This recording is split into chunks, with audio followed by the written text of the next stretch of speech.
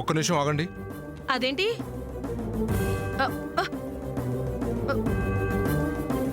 సూర్య, ఒకసారి లోపలికి రా.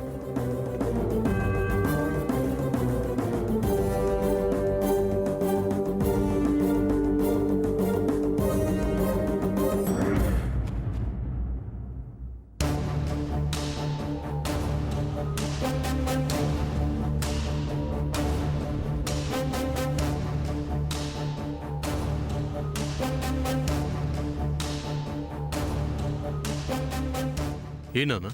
సూర్య, మీ పెద్దమ్మని నానమ్మ రూమ్లోకి వెళ్ళనివ్వద్దు. లేదు నాన్న, చూసుకొనివ్వండి. ప్రాపర్టీ డాక్యుమెంట్స్ ఒకసారి చూస్తే తనే సైలెంట్ అవుతుంది. అసలు ఆస్తి పత్రాలు ఇంట్లో ఉంటే కదా సూర్య.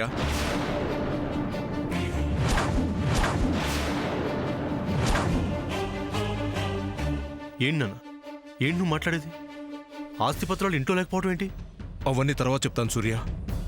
ఆస్తి పత్రాలు లాకర్లో లేవు. ఇప్పుడు ఈ విషయం మీ పెద్దమ్మకు తెలిస్తే ఎంత గొడవ చేస్తుందో తెలుసా? ఇప్పుడు నువ్వు వెళ్ళి తన్నాపు. అది కాదు నాన్న.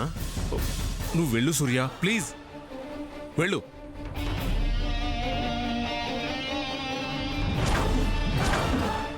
ఆంటీ, మీరు గ్రాండ్మా గదికి వెళ్ళి బీరువా ఓపెన్ చేసి చూడండి. సరేనమ్మా.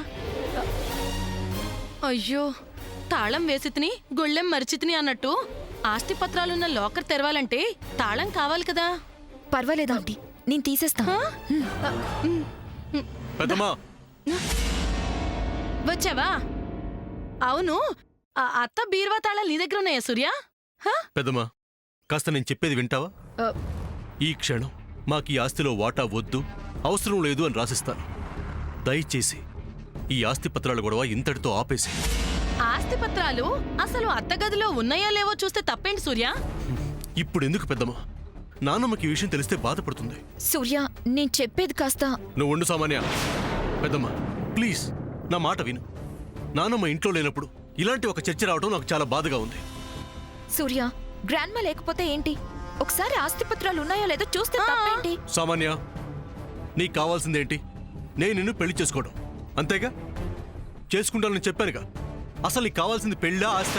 అది కాదు సూర్య. చూడు, నీకు నాకు ఇంకా పెళ్లి కూడా కాలేదు. అనవసరంగా మా ఇంటి వ్యవహారాల్లో ఆస్తి విషయాల్లో తలదూర్చి లేనిపోని తలనొప్పులు తెచ్చుకోకు. ఐమ్ సారీ సూర్య. నా ఇంట్రెస్ట్ ఆస్తి గురించి కాదు. నాకు కళ్ళత్ర దోషం ఉందని నన్ను పెళ్లి చేసుకోబోయేవాడు చచ్చిపోతాడని చెప్పిన పూజారి ఆస్తి పత్రాలు ఇంట్లో లేవని చెప్పారు. ఇప్పుడు ఆస్తి పత్రాలు ఇంట్లో లేకపోతే నా విషయంలో చెప్పింది కూడా నిజమే అవుతుంది కదా. ఎవరో ఏదో చెప్పారని ఈ మూఢనమ్మకాలేంటి? పెద్దమ్మా, అసలు ఏంటి ఇదంతా? మనల్ని మనం అనుమానించుకోవడం అవసరమా? నువ్వు అనుమానాలు అవమానాలు అంటూ ఆలోచిస్తున్నావు. నేను న్యాయాల గురించి ఆలోచిస్తున్నాను. నాకిప్పుడు ఈ విషయం తేలాల్సిందే. ఎవరేం చెప్పినా నాకు అనవసరం. ఆస్తి పత్రాలు ఇంట్లో ఉన్నాయో లేదో చూడాల్సిందే, అది ఇప్పుడే. నువ్వు ఇంకేమన్నా చెప్పాలా? ఇంకేమన్నా అబద్ధం చెప్పాలనుకుంటే చెప్పేయి. నేను చూడాలనుకుంటున్నాను నన్ను మోసం చేయడానికి నువ్వు ఎంత నీచానికి దిగజారగలవు అని.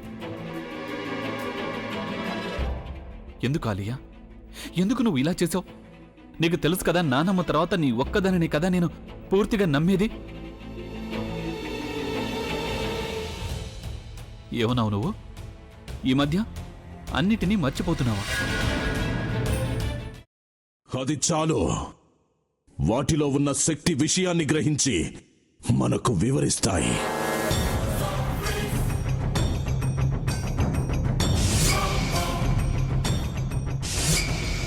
ఎవరు ఆ దండ విప్పొద్దు, గది తలుపులు తెరవద్దు.